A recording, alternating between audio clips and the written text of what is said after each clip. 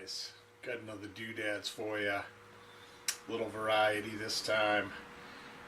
Got some fair activity.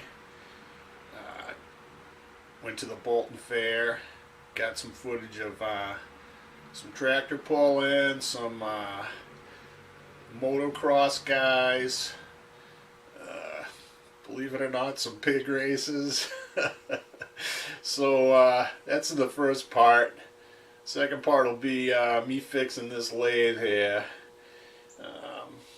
It's had a vibration in it since I got it, and finally got sick of it. You know, it makes it hard to, you know, get the vibration out of the videos and stuff. So I went in there and took care of that. Hope you enjoy it, and big thanks to all my subscribers.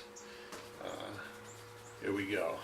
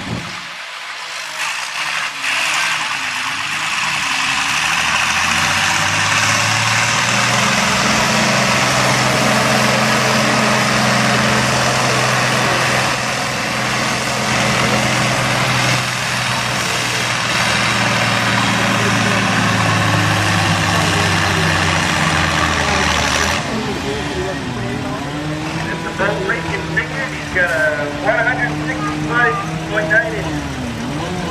Better?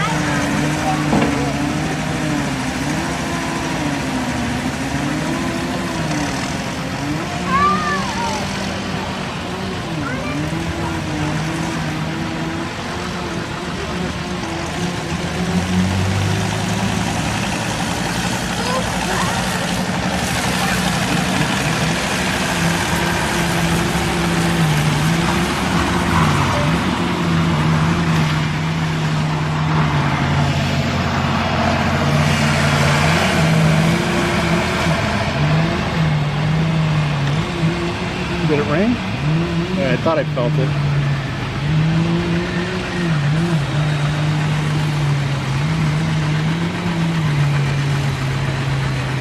Now it's Dave with the 4320, then Chris with the John Deere 732 cylinder diesel.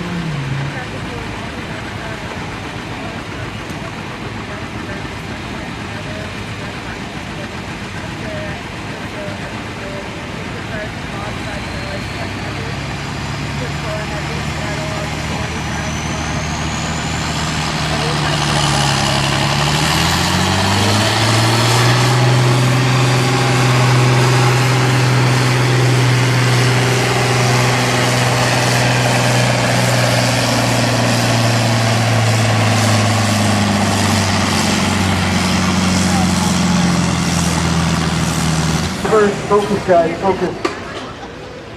In the purple lane, we have the pork smuggling Han Solo. In the orange, we have Ham's best friend, Chew Bacon. And in the blue lane, the pig that keeps it all together, the all-powerful, invisible force. And very good. Focus, focus. On your mark, get set, dig, and go! We have one early total inside by the head, you have 635, that's trying to get down the And our winner was the pink. Chad Knox, Trevor Cartmel, Tim Dyson. 1, 2, and 3. Tim Dyson.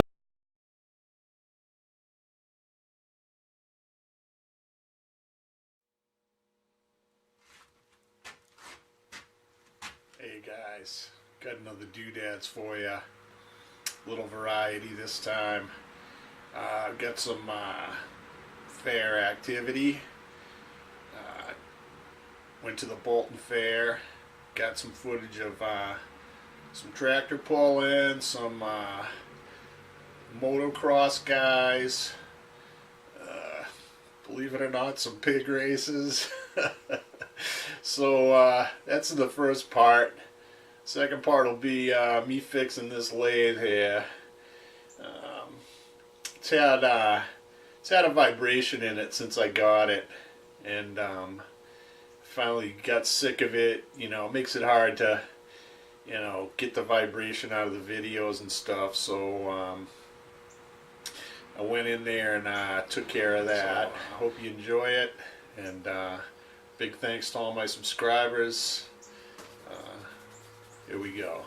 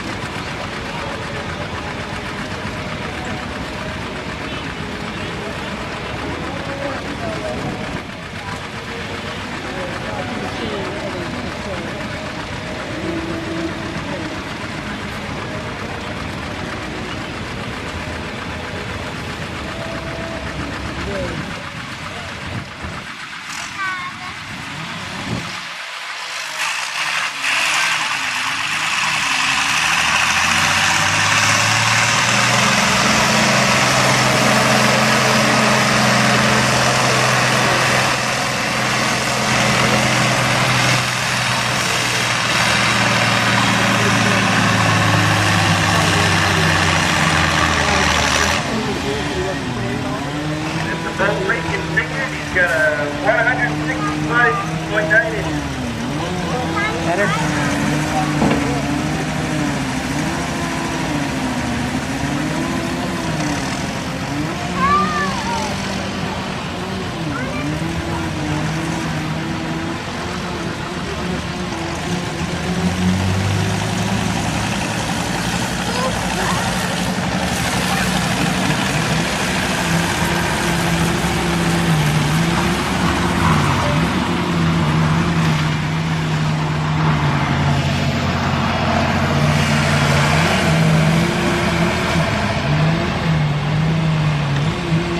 Did it rain? Yeah, I thought I felt it.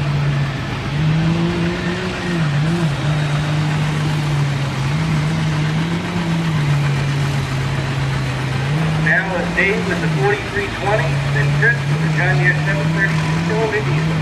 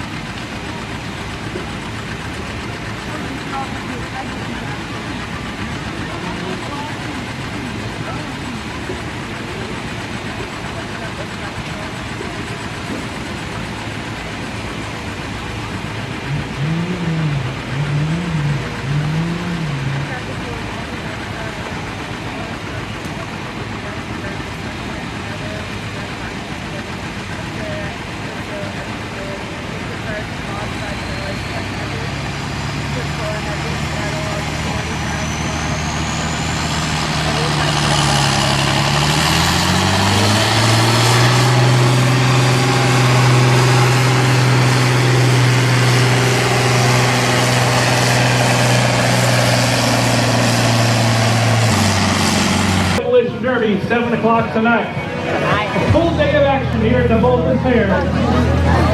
See, none of them now, they're not clucking. It's like they're eating crap. Lay an egg or something.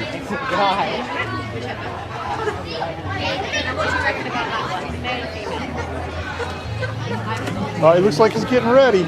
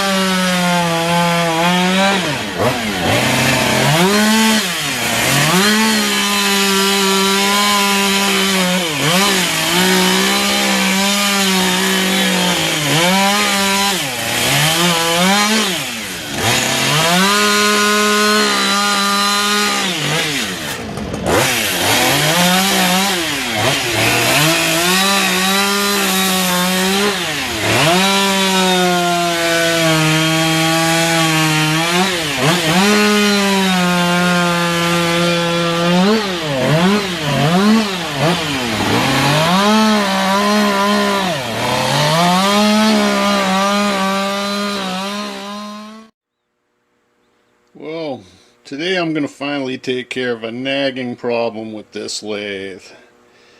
And it has to do with this idler pulley. Now, I have a motor down here.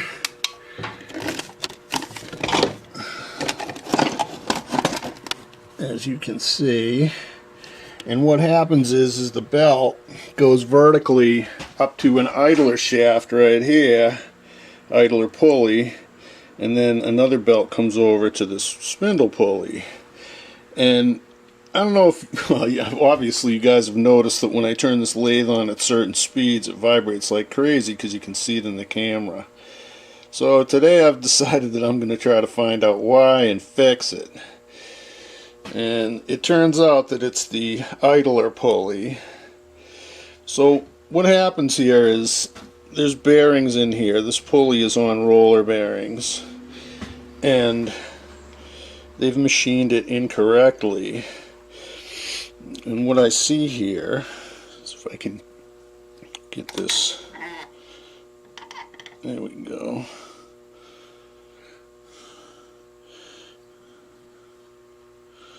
You can see that it's running out 20 thousandths. And I've checked the bearings, I've checked the shaft, everything's fine. It's the actual machining of this pulley.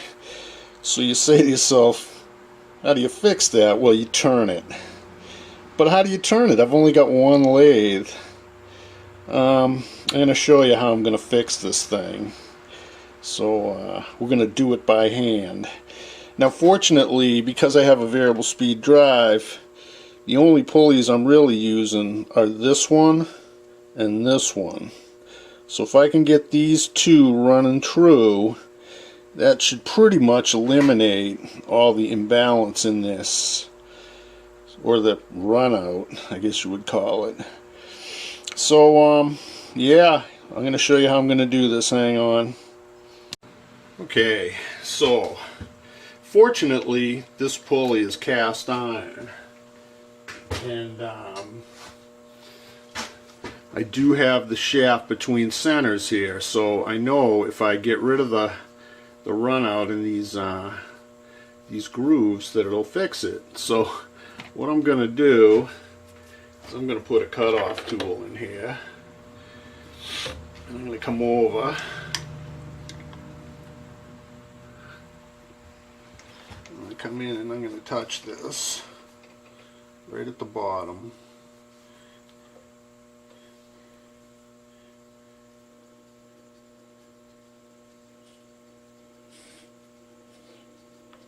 So I can already see the run out here. What I'm going to do is I'm just going to sit here and take off 10 thou just by turning this by hand until I get rid of this run out.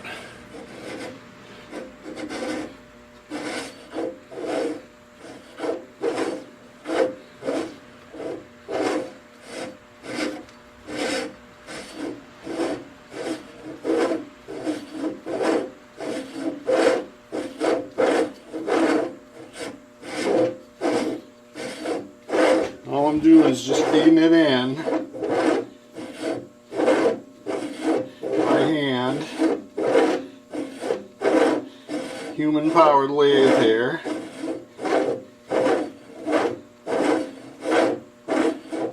Taking very light cuts. until I clean it up all the way around.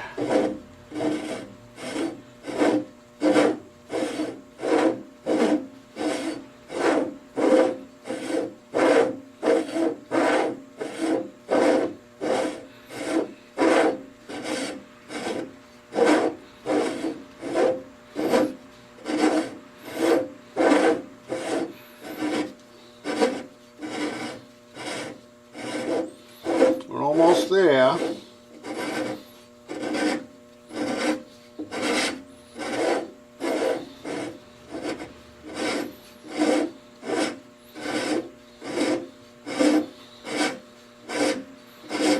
Okay, I'm cutting clean all the way around.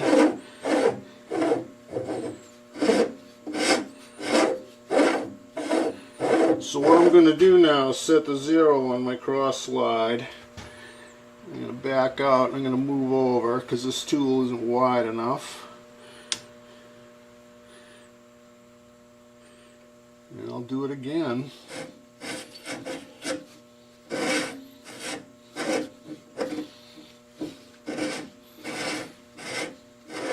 Until I get to that 0.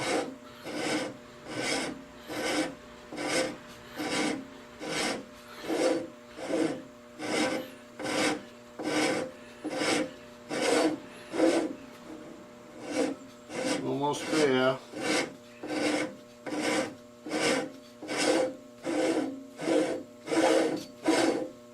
And there we go.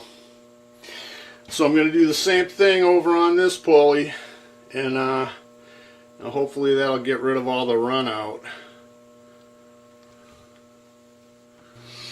Okay, so here we go with round 2 here. What I did is I looked up in the machinery's handbook and I found out what the angle of this V-belt was supposed to be. And then I set up my compound and found a tool. And this thing will just barely make it. But I'm going to cut these sides. And then I got to swing the compound the other way and put a right-handed tool in there and do the same thing. So I'm just going to do this by hand, just like I did the bottom here. And yeah, now the bottom isn't running out at all, but you can see that the side, if I bring this in, it is running out. So we're going to take care of the sides, and then we're going to put this back in the lathe, and hopefully you guys won't have to look at any more of this shaky crap. Okay, well, I think I got this thing fixed, because now it's running out about 2 thou on the sides and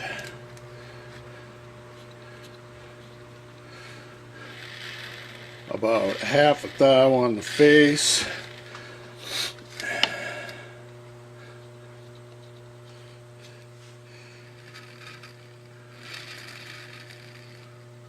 So that ought to get some of the vibration out of this thing. Yeah, that's real good. I mean, it was 20 thousandths before, so little hand work, and we got this thing straightened out. I'm going to put the lathe together and see how it works. Well, it's a dirty job, but someone had to do it. Let's see how this pig runs. Not too bad. That's 475.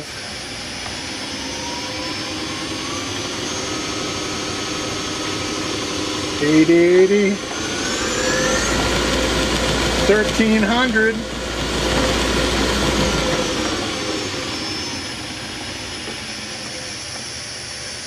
I'd say that is a substantial improvement.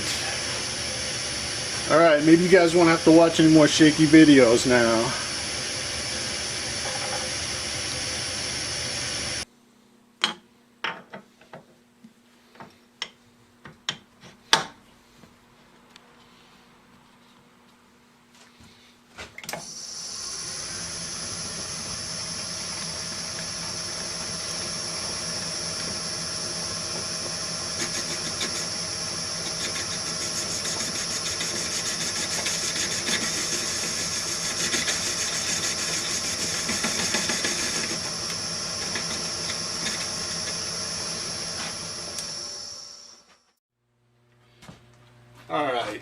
Today we're going to do something that so many other YouTube home shop machinists have had to do before. And there's a million videos out there, but I'm going to make it 1,000,001. And what the story is this is my spindex. And it's a piece of crap. There's basically like one good part of it, and that's this bore here, which for some reason they machined it really, really well.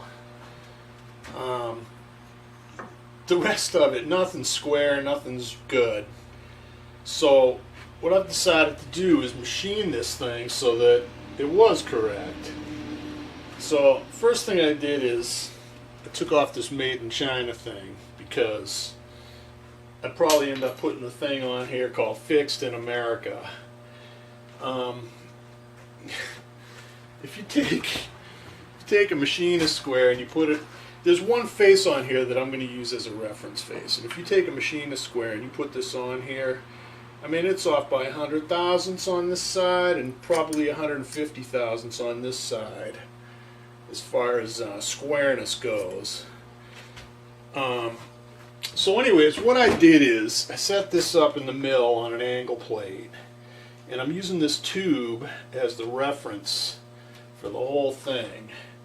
I've got the one machine side over here connected to the angle plate, and I squared it up.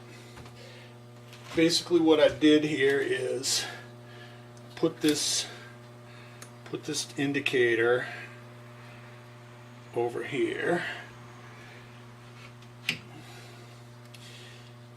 and I got it lined up to that, and it's not moving. This is a thousandths indicator, and I don't see the needle moving, so I'm assuming it's within a tenth, maybe 2/10. And then the next thing I did was I mounted it like this, and I did the same thing. I've got a machinist jack under here that allows me to tweak it a little bit, and I've got this set up so that it doesn't move. Okay, so now I know I'm aligned to this bore. The third thing I had to do was to put the indicator this way and rotate this until it didn't move in either direction. Okay, so now I know that this thing is lined up precisely in all three axes with this tube, and I can start to machine it. Now the first thing I'm going to do is I'm going to machine the edges here, and this will give me a square reference surface that is perfectly aligned to this bore. Okay, and then what I'm going to do is skim the top just to get it, you know, as flat as I possibly can. Now I'm not going to have to take much off of the top here, maybe a couple thousandths, because I've got this aligned really well. So I hope it fits within the envelope of my machine, but if not, we can machine this side and then use this as a reference surface to do the rest of them. But I'm hoping that I can do it all in one setup here. So we got my clamps tight as I can possibly get them, and it's slapped down to the bed as tight as I can get it. I'm going to pull this out of here, and I'm going to throw a cutter in this machine, and I'm going to start machining this surface here, these four edges, and make this thing something useful.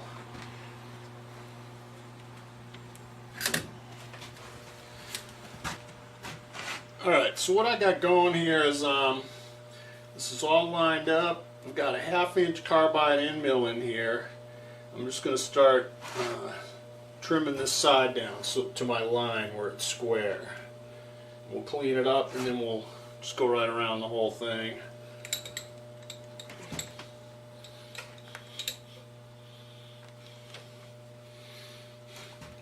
.650 RPM.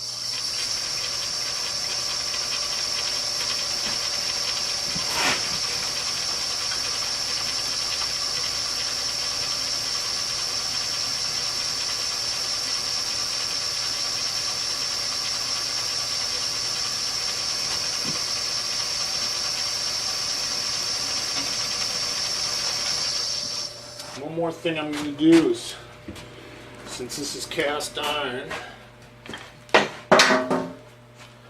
throw a little rag down here to catch as much of this garbage as possible.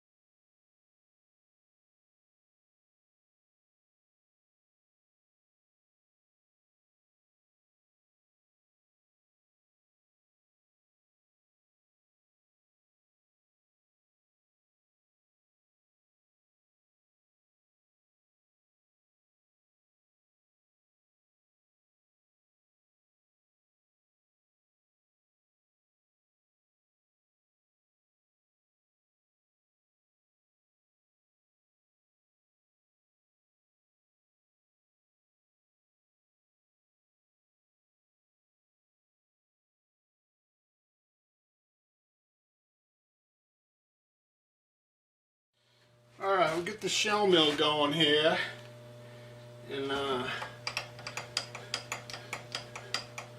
just going to touch it.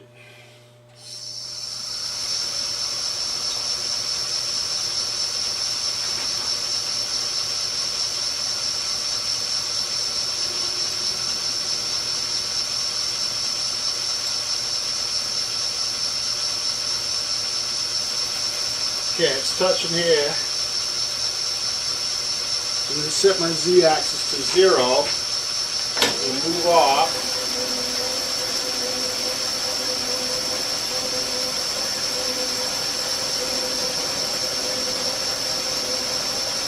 I'm not going to have to take much off of here.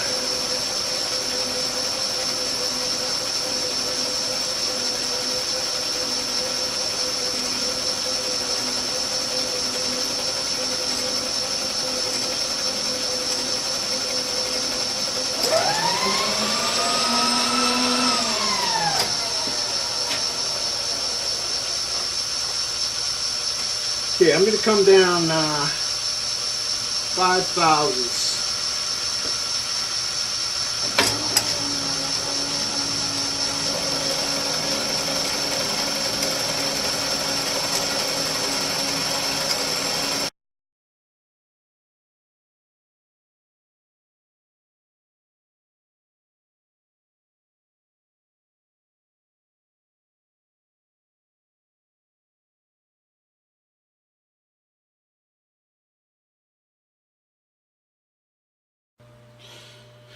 Alright, so you see me do this before. Use the edge finder. I shoved this spindle back in here and came over, and I zeroed on this edge, came over, measured this edge, and then divided by 2, and I'm right in the center of that tube now. So what I'm going to do now is accurately measure my T-slots here and lay out 2 holes for 1/2 inch clamps. So I moved it over 1.768 5, and I'll drill these. I don't even know why I have to drill it. Yeah, I'll drill it. I'll run a 1/2 inch drill down there, and then I'll slot it out with the end mill.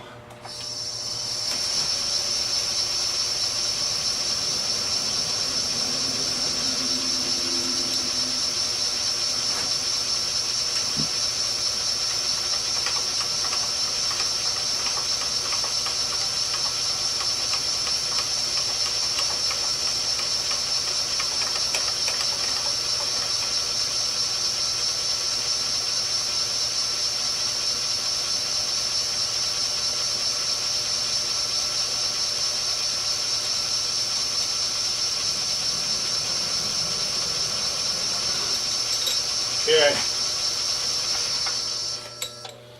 Let's get a 1/2-inch drill in this baby.